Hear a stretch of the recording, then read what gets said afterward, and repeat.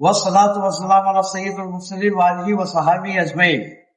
अज़ीज़ान गिरामी, अल्लाह ताला का बेइंतहा और शुक्र एहसान है कि हम तमाम बिरादर इस्लाम को 30 रोजे करने का अल्लाह ताला ने मौका इनायत फरमाया है। आज 30 रोजे पूरे हो चुके हैं।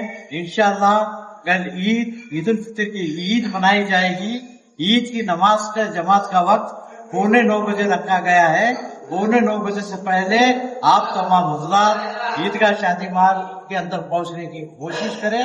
इंशाअल्लाह वक्त पर ठीक 8:45 बजे क्या है ईद की जमात ठहरे।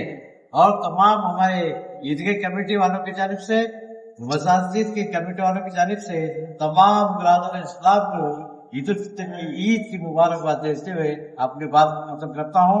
वाकुल दावाना अल्हम्दुलिल्लाहि रब्बिल आलमीन।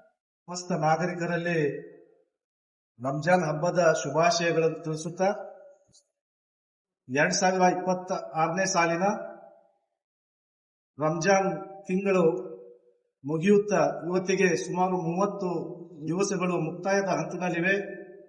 30 ದಿನಗಳವರೆಗೆ ಸತತವಾಗಿ ನಾವು ರೋಜಾ ಪೂರೈಸಿ, ತರಾಬೆ ಪೂರೈಸಿ, ಇವತ್ತಿಗೆ ಸಾಯಂಕಾಲ ರಂಜಾನ್ ತಿಂಗಳು ಮುಕ್ತಾಯ ಹಂತದಲ್ಲಿದೆ. ನಾವೆಲ್ಲರೂ ಬಹಳ ಸಂತೋಷದಿಂದ ನಾಳೆ ದಿನಾಂಕ 21 ಶನಿವಾರ ಬೆಳಿಗ್ಗೆ 8:45 ಗಂಟೆಗೆ ಶಾದಿ ಹಾಲ್ ಈದ್ಗಾದಲ್ಲಿ ನಾವೆಲ್ಲರೂ ಸೇರಿಕೊಂಡು ಒಂದು ಸಮಯವನ್ನು ನಿರ್ಣಯ ಮಾಡಿದ್ದೇವೆ.